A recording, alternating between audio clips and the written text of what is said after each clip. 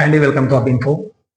ఇందిరమ్మ ఇళ్ళకి సంబంధించి ఫోన్లు అయితే చేస్తున్నారు, మీకు ఇల్లు మంజూరైందని చెప్పేసి. మరి ఈ ఎందుకు ఫోన్ చేస్తున్నారు, ఎవరెవరికి ఇల్లు మంజూరైనాయి, ఏంటి అనేది వీడియోలో పూర్తిగా ఎక్స్ప్లెయిన్ చేసే ప్రయత్నం అయితే చేస్తాను నేను. ఏదైతే కాంగ్రెస్ ప్రభుత్వం ఇందిరమ్మ హౌసింగ్ స్కీమ్ మీరు అప్లై చేసుకున్నారో, ఇందులో చాలా మందికి అయితే కాల్స్ అయితే చేస్తున్నారంట. ఇది మన వరకు అయితే వచ్చింది. దీనిపైన మనం అయితే అధికారులను కూడా అడగడం అయితే జరిగింది. సార్, మరి ఇందిరమ్మ ఇళ్ళకి సంబంధించి మీరేమైనా ఫోన్ చేస్తున్నారా, మరి ఫోన్ చేస్తే ఎవరెవరికి చేస్తున్నారు, మరి ఇళ్ళకి సంబంధించి అసలు పూర్తి వివరాలు ఏంటి, ఇల్లు ఎవరికి వస్తాయి అనేది మనమైతే అడగడం అయితే జరిగింది అధికారులను. వాళ్ళు చెప్తున్న సమాధానం ఏంటంటే, ఇందిరమ్మ ఇళ్ళకి సంబంధించి ఇంతవరకు ఎవరిని గుర్తించడం అయితే జరగలేదు, ఎవరికి మేమైతే ఫోన్ కూడా చేయట్లేదు.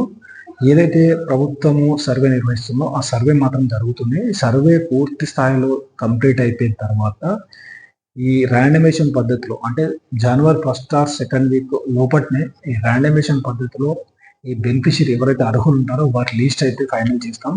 ఆ తర్వాత ఇందిరమ్మ కమిటీలు పెట్టి అర్హులను గుర్తించిన తర్వాత వాళ్ళు ఎవరైతే అర్హులు ఉంటారో వారికి సంబంధించిన ఏదైతే లిస్ట్ ఉంటుందో అది వచ్చేసి గ్రామ పంచాయతీ, అలాగే మున్సిపాలిటీ, వార్డులలో, జిహెచ్ఎం షాప్స్లలో ఇలా మేమైతే లిస్ట్ అయితే పెడతాం. దాని ద్వారా ఎవరైతే అర్హులు ఉంటారో వారికి ఇల్లు వచ్చిందని మాత్రమే ఆ టైంలో మాత్రమే చెప్పగలుగుతాం తప్ప మేమైతే ఎవరికి ఫోన్ చేయట్లేదని చెప్పేసి వాళ్ళైతే చెప్తున్నారు.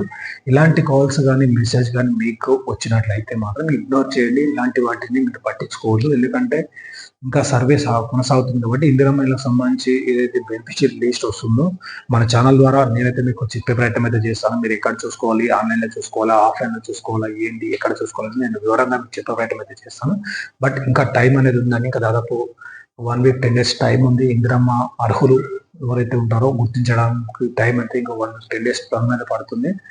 ఏవైతే ఇప్పుడు సంక్రాంతి తర్వాత మంచి రోజులు ఉన్నాయో ఈ మంచి రోజులలో ఈ ఇందిరమ్మ ఇళ్ళకి సంబంధించి లిస్ట్ ఎవరైతే ఉంటుందో వాళ్ళ లిస్ట్ అనేది అప్పుడు వస్తుంది. అది ఎవరైతే అప్లై చేసుకున్నారో బెనిఫిషరీ వీళ్ళకి సంబంధించి అర్హులు ఎవరైతే గుర్తిస్తారో వీరికి ఫస్ట్ విడత అమౌంట్ సంక్రాంతి తర్వాత మంచి రోజులు ఉంటాయి. మంచి రోజుల తర్వాత ముహూర్తాలు అనేది బాగుంటాయి కాబట్టి అప్పుడు ఇళ్లకు ముగ్గు పోసుకోవడాలు, తర్వాత బేస్మెంట్, ఆ తర్వాత ఫస్ట్ విడత అమౌంట్ అనేది పడుతుంది.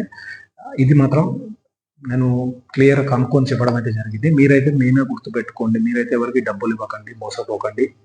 ఇది మన వ్యూవర్స్కు అలాగే మీ అందరికీ చెప్పే ప్రయత్నం చేస్తాను. అలాగే మన వీడియో ఎక్కడ నుంచి చూస్తున్నారో ఒకసారి కామెంట్ సెక్షన్లో కామెంట్ చేయడం ద్వారా మరింత సమాచారంతో మీకు ఎప్పటికప్పుడు వీడియోస్ అయితే చేస్తున్నాను. Thank you for watching అబిన్ఫో.